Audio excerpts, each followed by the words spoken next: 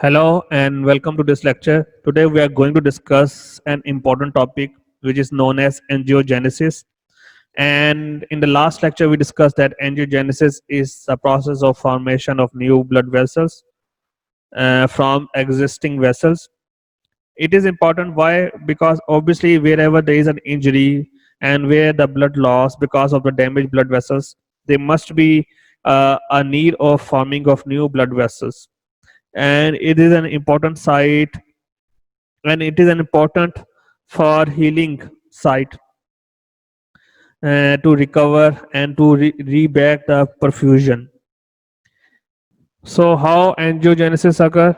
So this is the picture that can explain you in better way. So first of all, this vessel is a quiescent vessel. And why we term as quiescent? Because it is quiet, there is no injury.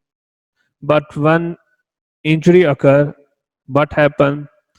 It start with vasodilation, and you can see that these vessels are now enlarged. Vessels will be dilated. Vasodilation, the word is explaining. Dilation mean expansion of the vessels. So this is the normal vessel. This is the vessel that has been expanded. Then there will be production of VEGF, which is known as vascular endothelial growth factor.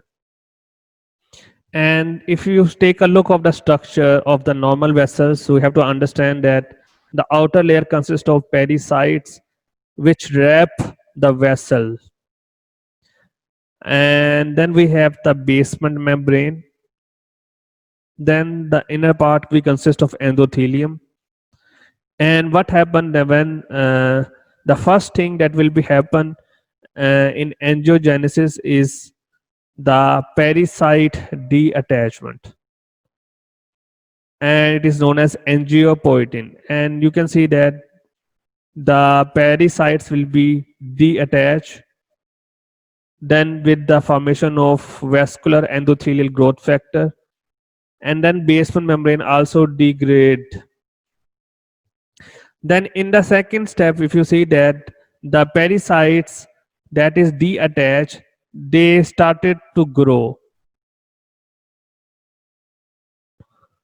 along with the endothelial cells and basement membrane, and they form ECM, which is known as extracellular matrix.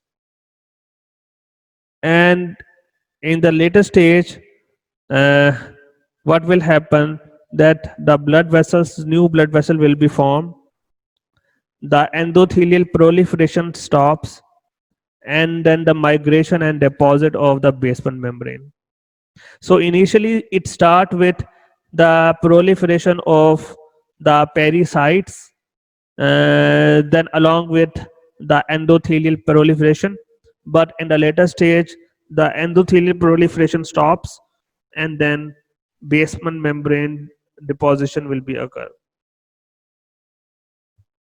So that's how the angiogenesis process will be occur. And you can take a look of this picture, and you can see that now the new blood vessel has been formed. So how can we revise this topic? Start with, let note one by one. Vasodilation, production of VEGF, vascular endothelial growth factor, then pericyte detachment, then the proliferation of endothelial cells, and then suppression of endothelial proliferation, and then uh, deposition of basement membrane. So that's that process. So thank you so much for today's lecture. Hope to see you again.